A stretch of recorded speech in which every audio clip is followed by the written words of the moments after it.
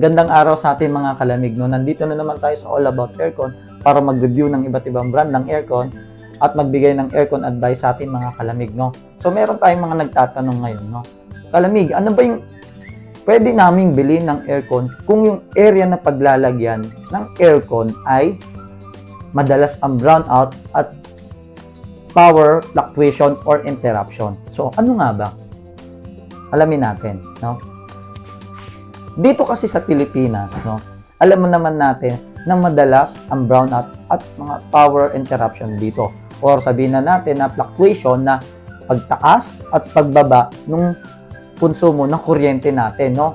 Madalas yan sa tanghali o mas madalas na gumagamit yung mga Pilipino or madalas sila nasa bahay, no. Yung mga tao, syempre mas madalas din silang mas malakas din yung konsumo nila sa kuryente at pag nagkasabay-sabay, dyan na po nangyayari yun, bumababa yung konsumo, yung power supply ng aircon natin o yung power ng mga bahay natin, no? So pagka ganun ba, kalamig, ano ba nangyayari sa aircon natin? Kunwaring, bumili ako ng aircon tapos madalas ang brownout at power fluctuation, no? So ang mangyayari po sa aircon natin, no, madali po siyang masira. So, specifically, ang nasisira po dyan, yung PCB o yung tinatawag nating printed circuit board, no? So, dahil dyan, magkakaproblema po kayo. Ibig sabihin, pag nasira po yan, hindi na po yan lalamig. So, kung hindi na po yan lumamig, magpapatawag po kayo ng technician and then sasabihin po, ma'am, naku, nasira na po yung PCB nyo po. Kailangan na po nating bumili.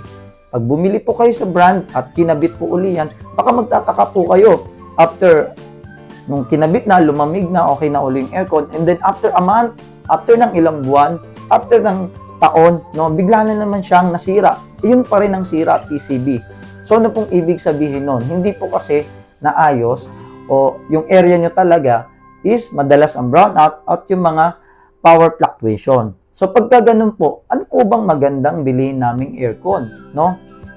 So, pagka ganyan yung area o yung sitwasyon po ninyo, ang bibili nyo pong aircon, dapat meron siyang features na meron tayong tinatawag na voltage guard o yung tinatawag ng iba, super PCB, yung iba naman, hyper PCB yung term po nila doon, no? So, ang ibig sabihin lang naman nun, no? Yung PCB nung specific na aircon na yon, meron siyang voltage guard o yung tinatawag na may protection siya laban sa brownout, power fluctuation, and interruption. Pagka habang gumagana yung aircon na yon, pagka binili nyo, no, hindi siya kagad nasisira, no? Hindi siya kagad nagkakaproblema, no? Nag-a-adjust lang siya, kunwari, tumataas at bumababa yung supply ng kuryente natin sa bahay. Yung aircon na binili nyo na yon, pagka meron siyang voltage guard, no, na tinatawag or may protection sa ganyan, ang gagawin niya, nag-a-adjust lang siya, no? O kung sakaling bigla nag-brown out, so mag-auto restart lang siya o magre-reset lang po siya, pero hindi po masisira yung PCB natin, no? Dahil diyan, no, pag ganyan yung nabili yung aircon, hindi na po kayo mamumblema, lalo sa repair o kaya pag paulit-ulit nasira ng PCB natin, no? Pagka ganyan yung aircon na nabili natin, no? So, yun lang mga kalamig, no? For more aircon tips and advice, just follow us on YouTube and our Facebook page, All About Aircon. And thank you and God bless sa atin mga kalamig.